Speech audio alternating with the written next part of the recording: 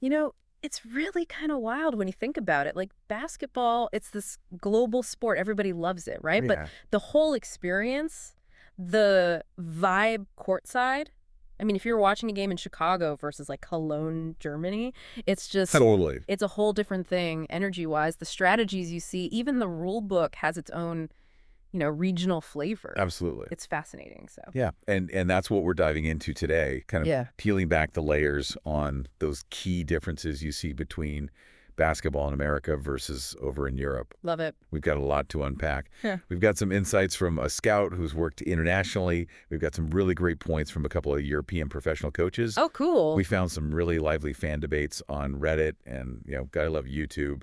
And we found some pretty interesting YouTube reactions comparing the whole fan atmosphere. Yeah, those are always fun. Yeah, very revealing.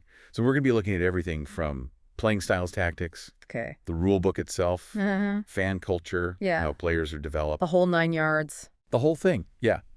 But we want to do it in a way that's clear and engaging. Right. We want you to come away with like a real understanding of these differences. Yeah. But we don't want to overload you with stats, Yeah. or anything too dry. Just the good stuff. Just the juicy, interesting bits. Sound good. It's great. Let's tick this thing off. All right. Let's jump right in with playing styles and the tactics you see on the court. Okay. Now, we always hear these assumptions, right? American basketball, it's all about individual brilliance. Flashy? Yeah. Whereas Europe, it's more team-oriented. Right. And our sources actually back this up to some extent. Interesting. Yeah, this Bulgarian national team coach, Nikolai Gospodinov, he makes some really interesting observations. Okay. So he says the American game, it often revolves around, exceptional athleticism, Yeah. individual skills, a lot less reliance on, having those pre-designed, intricate offensive sets. Interesting. So, in America, we see a lot of those isolation plays, Oh, yeah. which lead to those spectacular kind of, one-on-one scores. Definitely. So how does that contrast with the European approach? Yeah. So Gospodinov, he really emphasizes that European basketball is built on that collective play. Yep. Okay. Constant ball movement, creating opportunities for the best shot as a team. Yeah. He even mentioned that European coaches, they often have this huge playbook of offensive systems. Wow. He said some EuroLeague teams might have like 30, 40, even more different plays. That's insane. Yeah, and tactical discipline is key, right? Yep. Players, they're expected to run these systems with precision. And defensively, he says, the emphasis in Europe shifts to that team defense. Okay. Coordinated rotations help defense being super important. Gotcha. And he also noted that European coaches, they're constantly adjusting their defensive strategies during a game. Oh, wow. They'll use zone, but defenses zone presses just to keep the opponent off balance. Interesting. So it really is more about the symphony of the team rather than, the Yeah, solo Yeah. performance of a star player. it really is very cool. We also talked to Thomas Royjackers, who's a Dutch pro coach. Yeah. What did he have to say about the different playing styles? Yeah, he really reinforced that idea of European basketball being, super team-centric. Okay. He was talking about how much more emphasis they place on ball movement and then the movement of players without the ball Yeah. to get those open looks. And then he brought up this really interesting tactical wrinkle you often see in Europe, Okay. intentionally fouling at the end of a close game. Oh, right. When a team's up by 3 points, Yeah. the idea is to stop the other team from tying it with a three-pointer. Right. Right? So you just give them 2 free throws max. Right. It's like this calculated risk Yeah. based on the rules and the game situation. I thought that was really fascinating. It really is. It shows you a whole different kind of approach strategically. For sure. So now I want to talk about the rules of the game. Okay. I think a lot of people just assume they're basically the same everywhere, Yeah. right? But our sources, they actually uncovered some pretty big differences. Yeah, they did. Yeah. It's not just about the style of play. Right. The actual rule book under FIBA, which Mhm. governs Europe, Uh-huh. has some key variations compared to the NBA, WNBA, and CAA. Really? Yeah. We actually compiled a whole chart with some of these differences. Okay, let's break down some of these rule differences then. Let's start with something basic, how long a game actually lasts. Okay, so in FIBA, which, again, Yeah. that's Europe, Okay. you've got 4 10-minute quarters. Okay. The NBA, it's 4 12-minute quarters. Okay. And then the WNBA and NCAA, they do 2 20-minute halves. Okay, so right off the bat, Yeah. we've got differences in pacing and how fatigue might play a role. Absolutely. And how teams think about their strategy over the course of the game.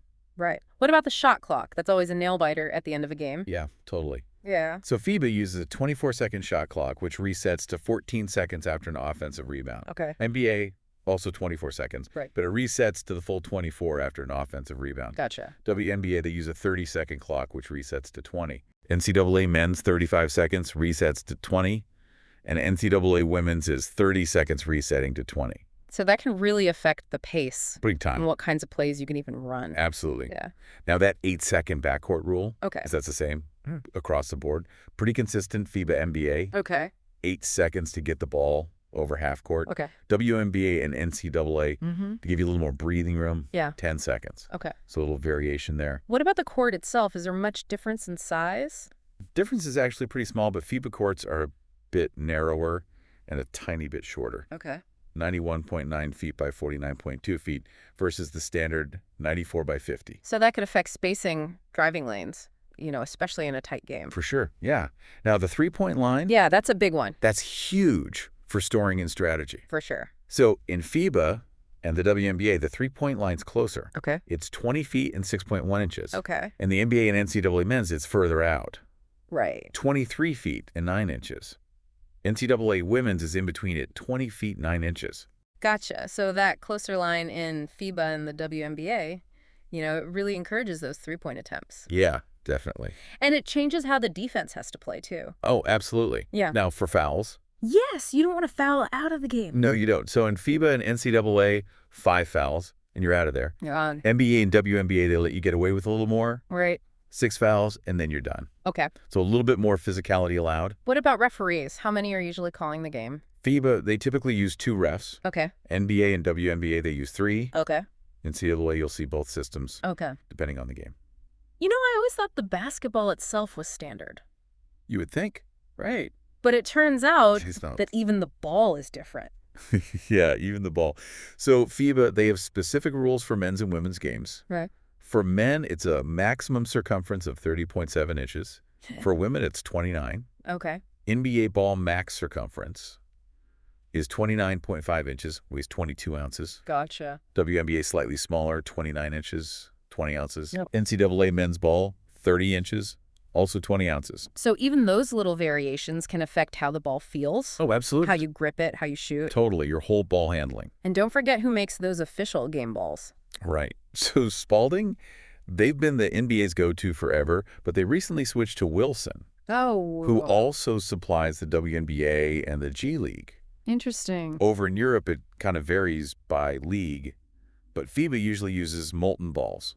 Okay. They have different models for different levels in men's versus women's. Gotcha. But the EuroLeague, they use the Spalding TF1000 Legacy ball. Okay. And the Spanish ACB Liga Endesa, they use that same Spalding model. Okay. And as we mentioned, NCAA, they use Wilson. Okay, cool. Let's talk about team fouls now and how that bonus free throw situation works. Okay, so this is where it can get really strategic. Yeah, especially towards the end of a quarter. Exactly. So in FIBA, once a team hits 4 non-shooting fouls in a period, the other team gets the bonus. Okay. 2 free throws for every non-shooting foul after that, starting with the 5th team foul. Okay. Offensive fouls, they don't count towards that team foul count. Okay. Now, the NBA's bonus rule, it kicks in on the 5th team foul of a quarter, or in the last 2 minutes, whichever comes first. Okay. Again, offensive and technical fouls, they don't count. Gotcha. WNBA, 2 free throws bonus on the 8th team foul of each half. Okay. NCAA, this is where it gets a little tricky. Okay. So on the 7th, 8th, and 9th team, fouls of each half. Okay. Doesn't matter if they're shooting fouls or not. Okay. The player gets 1 free throw. Okay. And if they make it, they get a bonus free throw Okay. on the 10th foul. And every foul after that, they get 2 free throws. Okay. And again, offensive fouls are the exception here. So it's like a sliding scale. That's FIBA and NCAA kind of reward fouling earlier. right. NBA, WNBA, a little more physical before that bonus kicks in. Yeah, it definitely changes how teams think about defense throughout the game. For sure. Now, defensive rules like goaltending, I always thought that was pretty much universal. Yeah. So the basic rule, you can't interfere with a shot once it's heading down towards the basket. Yeah. That is the same everywhere. Okay. But FIBA, they have this specific interpretation. Okay. Once the ball touches the rim, defenders can knock it away. Okay. And offensive players can still tip the ball in or dunk it. Huh. Interesting. In the NBA and NCAA, they have that imaginary cylinder above the rim. Right. You can't touch the ball in that cylinder. Right. Whether you're on offense or defense, it's a violation. Okay. And then on top of that, the NBA has the defensive 3-second rule. Right.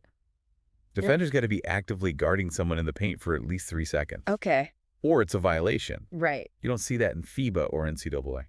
Interesting. Okay, now let's talk about that cylinder rule in FIBA and how much contact is allowed. So this is where it gets interesting. Oh, Outside of Europe, in games that follow FIBA rules, yeah. there's more leeway with arm contact on defense. Okay.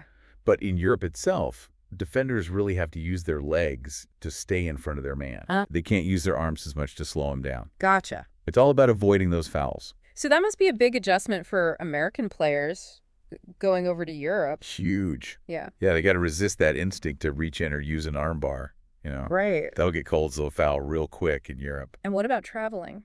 Oh, traveling.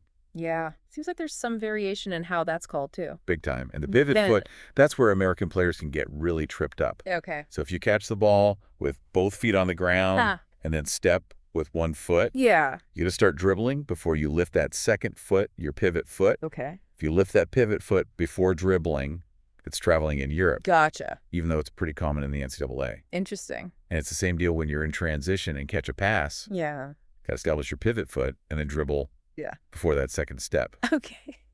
And they also have this thing called the transition pass rule in some European leagues. I don't know all the details on that one, but it's just another area where things can be different. So what happens when a player's being closely guarded?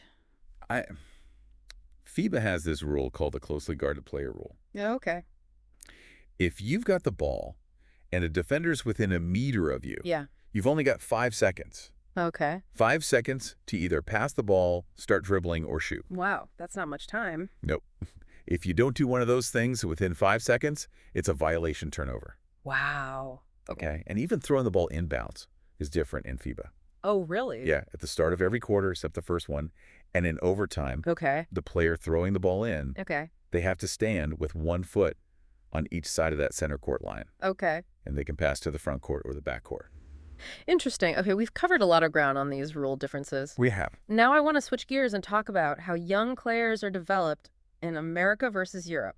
Our sources, they really highlighted this contrast between the American grassroots system, which a lot of people associate with AAU, and then the European club systems. Yeah, big difference there. So for anyone who doesn't know AAU, that's the Amateur Athletic Union. Okay. They run a lot of those youth leagues and tournaments in the States. Right. And there's been a lot of criticism of the AAU system. Really? Yeah, even from some huge names in basketball, like Kobe Bryant. Wow. Yeah, he was very vocal about his belief that European players, they come up with better skills. Okay. Better fundamentals. Interesting. He thought AAU didn't focus enough on teaching those fundamentals. Ah. He even said they were treating young players like cash cows. Wow. Okay. Yeah, and he pointed to guys like the Gasol brothers and all those successful European players who've been part of the San Antonio Spurs as proof that the European development system was working. That's a pretty strong argument coming from Kobe. Yeah, he knew what he was talking about. Right. And Mark Cuban, too, he's been very outspoken about how much he admires the European youth system. Yeah, especially the Slovenian one. Right. He really liked that they focused on teaching kids how to actually play basketball. Right. Instead of just doing, you know, flashy moves and making mixtapes. Highlight reels. Yeah, exactly. You know, with certified coaches in Europe, it seems like players develop a more solid skill set from a younger age. Yeah, that makes sense. So what about the European club system specifically? What makes it so effective? Okay, so Brad Canis, he's the CEO of EuroPro Basket. Okay. He laid out 5 key things that he thinks make the European grassroots system so strong. Okay.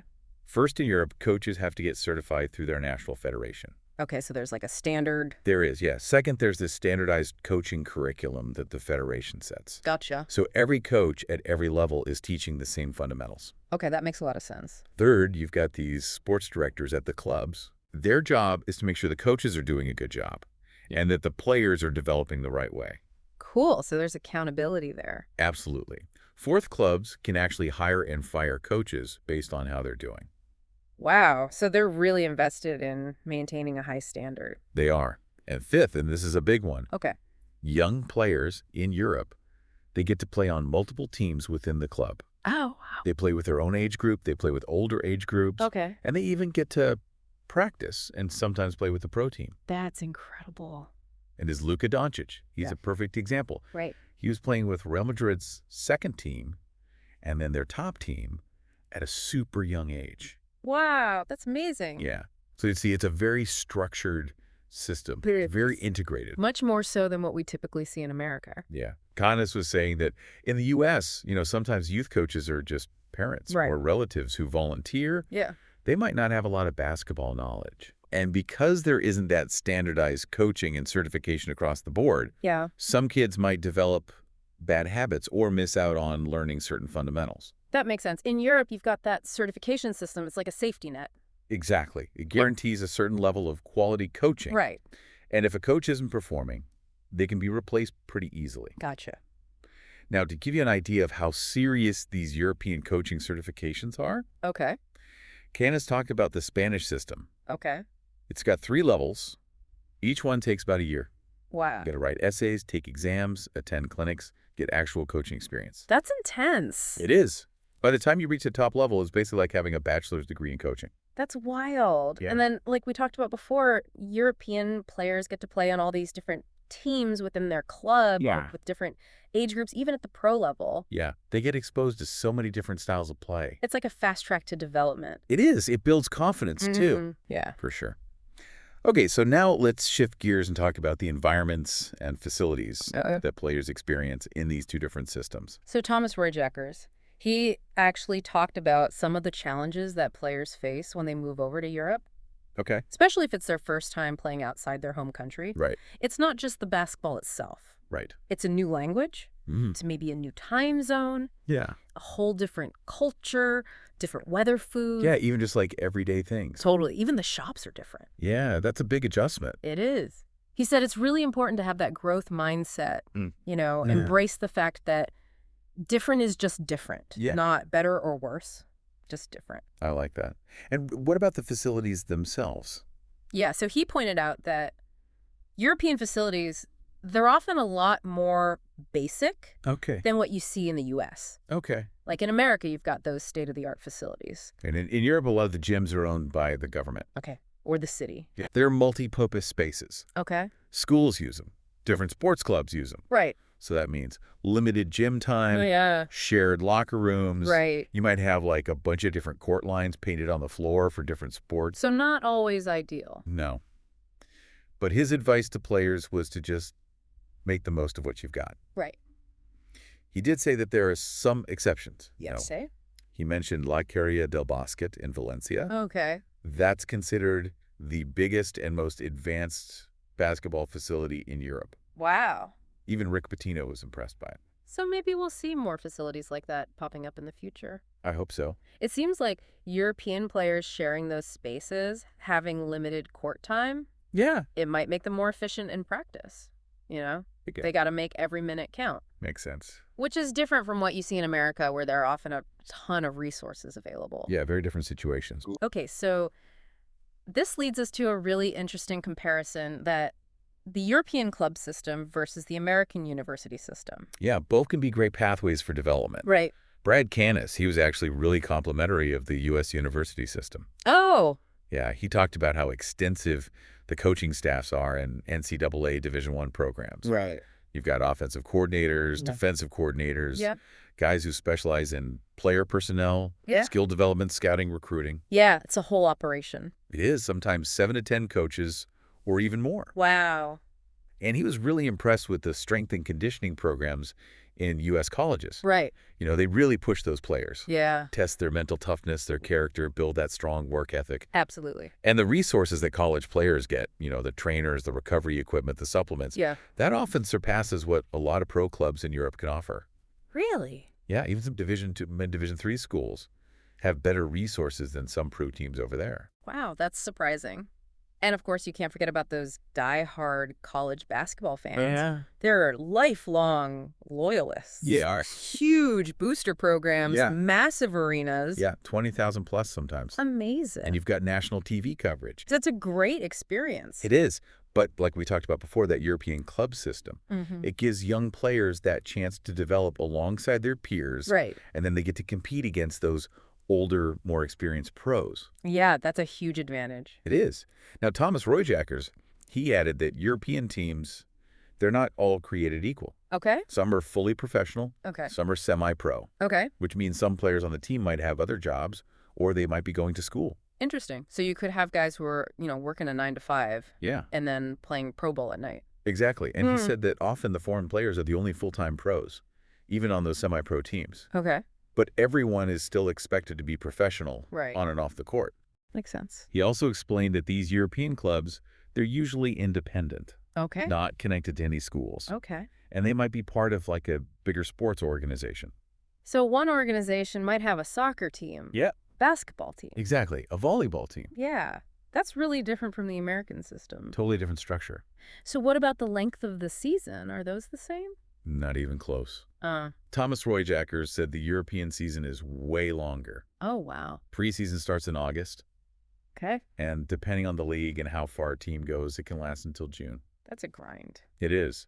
And then you've got the whole promotion and relegation system. Right. In a lot of European leagues, if you do well, you move up a division. Okay. If you do poorly, you get sent down. So the stakes are always high. Oh, yeah. Every game matters. Yeah. Every tiebreaker matters. Wow. He said it's important for players to stay professional, even if their team's having a rough season. Okay. Because if you don't, you might not get your contract renewed. Or other teams might not want to sign you. Makes sense. And what's his advice for players going into preseason? He said be in shape. Okay. Don't show up out of shape. Because preseason in Europe is about fine-tuning your game as a team, Right. not about getting in shape. You should already be there. Exactly. You got to hit the ground running. Okay, so those open leagues, that adds a whole other level of pressure and excitement Oh, yeah. to the fixed structure we see in America. Yeah, it's a different world. So let's talk about the players themselves now. Okay. Are there any general characteristics or tendencies that kind of distinguish American and European players? Yeah. Brad Canis, he had some interesting thoughts on this. Yeah. He said that American players, they're usually known for being really athletic, Okay. hardworking, Yeah. and they tend to have more of an individualistic focus, Okay. which he thinks comes from American culture, Yeah. that emphasis on individual achievement. And he also said that sometimes coaches in the U.S., they might favor the star players a little bit. Right. And a lot of American players, they train really hard during the offseason. Yeah. They don't take a lot of breaks. Now, how do European players compare?